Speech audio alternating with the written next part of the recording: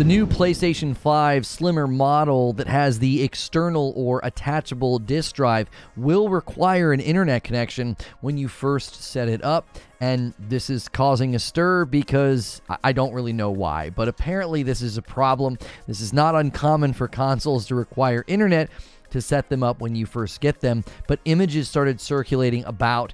There were pictures of the PS5 box, the new slimmer version, and down at the bottom there was an indication that you would need an internet connection upon setup to basically pair the PlayStation 5 disk drive to the PlayStation 5. Now, obviously, theories began swirling as to why they were doing this, and I've actually got pretty good concrete info as to why this is required. This is also not abnormal. This is essentially a standard practice when setting up a console for the very first time. This does not mean you're going to need the internet anytime you want to use the disk drive. It's just an initial pairing, and there's actual legalities and reasons that they're doing this. This is not necessarily something that they're trying to do to be mean. I had people theorizing that, well, this is going to make it to where you can't replace the disk drive. That is simply untrue. You would just go through the pairing process again, which would require you to be connected to the internet. Now, I know a lot of people initially, I was one of those people, I thought, oh, this isn't a big deal. People are going to buy the digital model, and that's an assumption that if you buy the digital model, you need an internet connection. It's a digital console.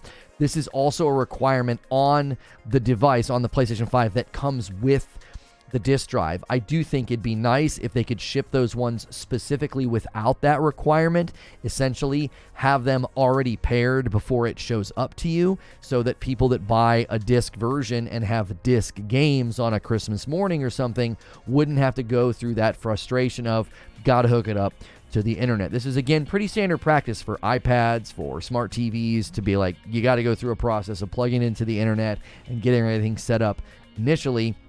But I want to look at a couple of things. I want to look at a Eurogamer article. I do want to look at what the Xbox requires. That's not whataboutism. It's intended to show a standard in the industry. So this shouldn't shock people. This should not be some sort of a controversy. When you buy consoles, you need the internet when you go to set them up. But I also want to look at the legality behind this. Why is this a requirement? Going all the way back even to an article from 2020 about why you can't have your disk drive repaired by a repair company. It is actually kind of interesting. So first and foremost, let's just look at the verbiage. Okay, so this is from Eurogamer.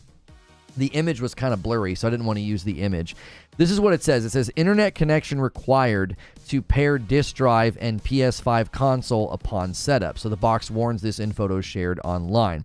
So there were photos circulating of the new PS5 combo unit with Modern Warfare 3, and there was an asterisk at the bottom that said that, and somebody zeroed in on it and was like, really?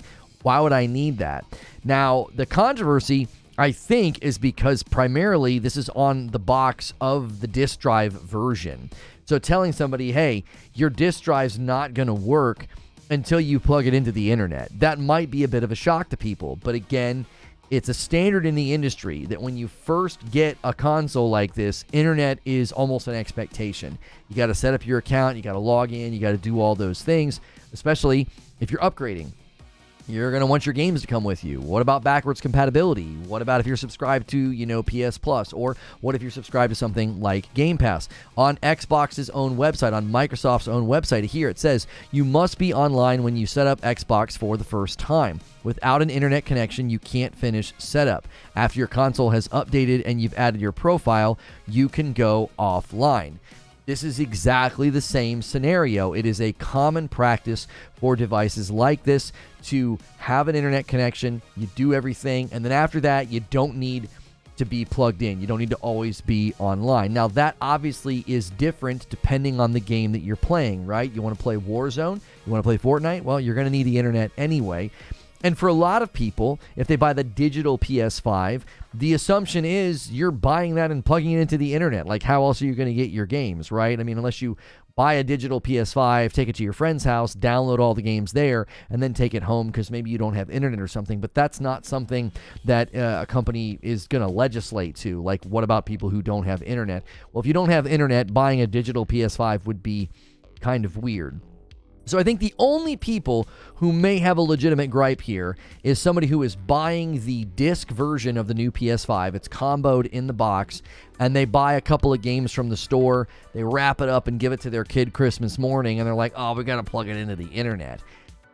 I just can't help but be a little dismissive about that. It's like, it's 2023, and you bought a gaming console. It just should not be a shock to the system to be like, I have to hook this up to the internet? Like, really? Like, you have to do it with the Xbox. You got to do it with the PS5 now, and I just don't think this is abnormal. Smart TVs, microwaves, refrigerators, there's so many pieces of technology now that when you initially go to set them up, they need to connect to the internet. But the real problem with this is I think people are trying to frame this as if this is anti-consumer, or Sony's trying to do something, you know, to you that's wrong. They shouldn't be making you do that. I had a guy say, you know, he was like, switch to PC while you can. And I was like, well, where do you get your PC games without an internet connection? Like, I'm not going to the store and seeing this huge assortment of PC games on CD-ROM anymore, right? Like back in the day when I went and bought Diablo 2. That's not a world anymore. If you're gaming on PC, you're connected to the internet too. Now, I mean, I don't know if you boot up Steam and then download your games and like immediately unplug the Ethernet cable. Like, I don't know who's doing this in 2023. Like, who is gaming in this day and age and just doesn't want to be on the internet or can't be on the internet, especially if you're on PC. That just sort of goes hand in hand. But this is not some anti-consumer practice. They're not trying to strong-arm you. This is related to something with DMCA. And Andy Robinson from VGC speculated this may be partly due to Section 1201 of the DMCA, which says it's illegal to circumvent a technological measure that controls access to a copyrighted work. As such, Sony uses the pairing method to ensure people can't modify or replace a console's disk drive. Obviously, there are people who are pro-piracy. I think those people are parasites and they're terrible for the industry. I don't think stealing games is cool. I don't think stealing anything is cool. And I think people see this and that's why they primarily get angry. I'm actually noticing a lot of the people that are upset about this, they're very anti-DRM on PC. Now, I understand being anti-DRM software, digital rights management software, that causes a hindrance to performance. Denuvo is just absolutely notorious for this. And I totally get that. If you're against that, I'm with you. Your game's performance should not be diminished by some external or extra piece of software to protect the game against piracy. But PlayStation protecting their game and their device against piracy, they have every right to do that. And I think a lot of people actually see this and they get angry because they know that's a barrier between them and stealing the games. It was one of the bigger contributing factors. You can find articles on this. People have done breakdowns. One of the leading factors of the Dreamcast dying was it was incredibly easy to pirate. A friend of mine had one. He had this boot disc he could put in. He could play any game that he wanted. Well, I guarantee you, if this was not in place, that would have been one of the first things people would have done. They would have figured out a way to connect some other aftermarket or some kind of a disk drive and a boot disc, and they would have been pirating PlayStation games, you know? And there are people that celebrate this. I've seen people celebrating stealing Nintendo games. They don't want to support Nintendo. They don't want to play on a Nintendo Switch, so they just pirate all the games, right? They don't buy the games. They don't pay into the economy. They're parasites on the gaming economy, and I think that's bad for anything that you love, to steal it and to not support it, okay? So this is something that a company is not only has a right to do, but they're required to do this. They can't circumvent it. Now, Red Gaming Tech weighed in on this as well and said more on the PS5 Slim disc thing. A few of you guys pointed this out, and I'll tweet it. It's because DMCA Section 1201 most likely, so it's not Sony's fault, but it does suck blank for obvious reasons such as game preservation. That is one area that I will admit is frustrating with game preservation. I wish more of these companies would work with emulators for game preservation of really old games. I would love to have all the Coleco games I grew up with preserved through emulation, through legal emulation, right? Like that, backing up and having all those games preserved, I am super, super in support of that. I'm not in support of piracy and stealing, but I am in support of game preservation. And I think those lines get blurred. There are people who are claiming they're pro-preservation, but a lot of the times they're just justifying stealing Nintendo games because they don't want to buy them. And in this case, I would imagine a lot of them would do the exact same thing with PlayStation games. They would just steal them. Oh, it's for game preservation. Really? Did you buy any of the games? Well, if not, then you're not preserving anything. You're just stealing from the company instead of paying for the property. This goes back a long time, actually.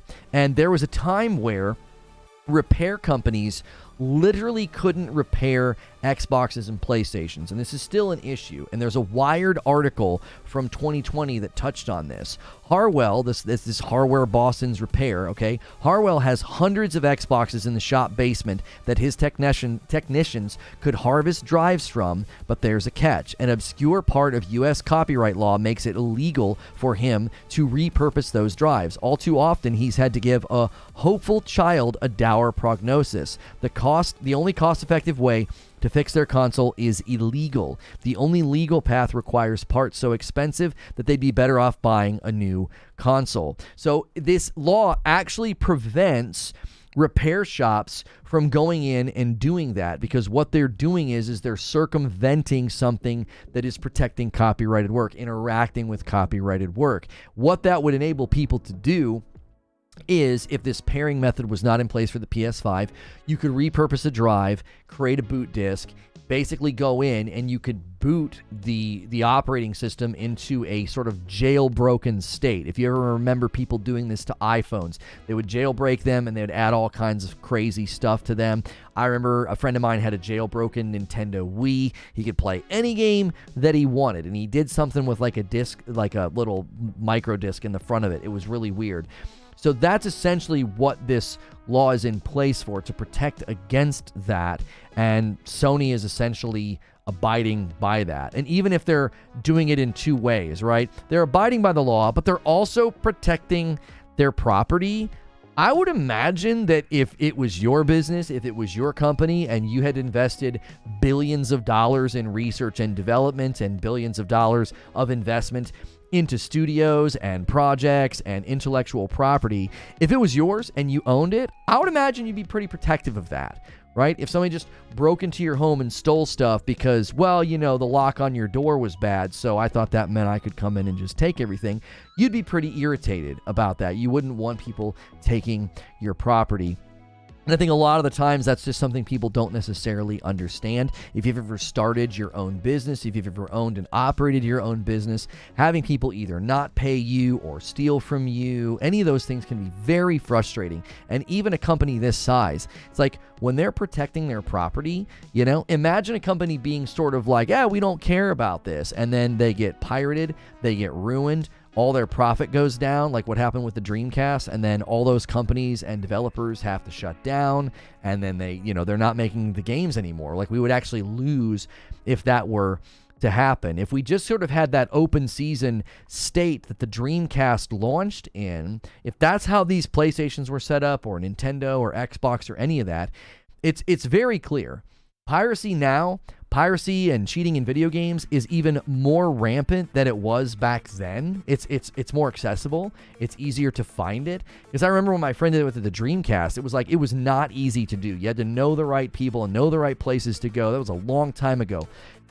Piracy is far more rampant now, and these companies, if they don't protect their property, the games, the movies, all the stuff that people are just sort of chomping at the bit to steal, it would absolutely ruin a console or a company that didn't protect itself. So if you like video games and you love video games, this is just kind of par for the course now. We're entering a digital age where I understand wanting to preserve games. I understand not wanting things like de novo that hurt performance. You should be able to protect and preserve the things that you've purchased. You should also be able to protect and have a good experience in the game that you purchased.